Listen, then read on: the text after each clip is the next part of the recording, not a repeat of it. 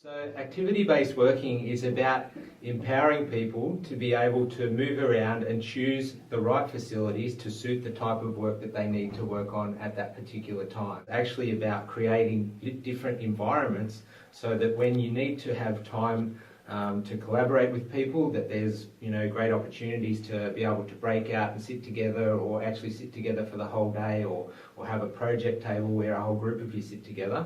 But equally important and really crucially in activity-based working is it's really important to have those spaces where you can actually get away and sit and focus in perfect silence. How would you describe the essence of change management with reference to some of your recent projects? I think one of the really key aspects of change management, which I often find astounding, but is that it's really a relationships-based thing.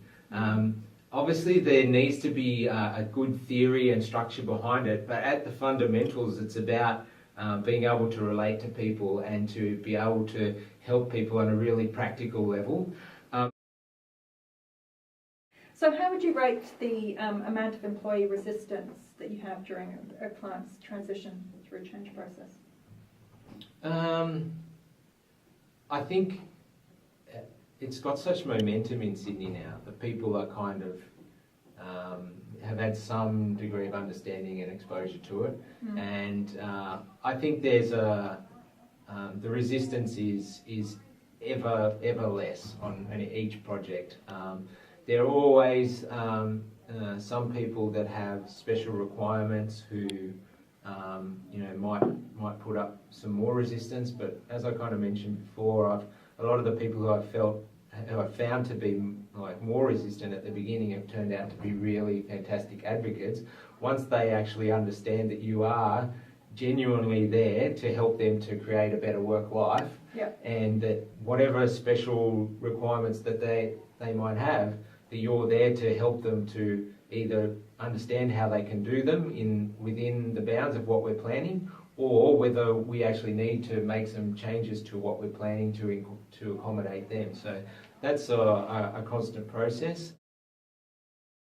One of the skills of change management in activity-based working is to understand whether or not the person needs to change to what the overall plan is, or whether the overall plan needs to change a bit to accommodate some teams or people. In terms of Commonwealth Bank, it was really it was really a play in terms of being able to try to attract the best talent. Usually the pain point around in terms of management is more in the middle management. Because they're very used to managing people on line of sight, being able to see all of their people.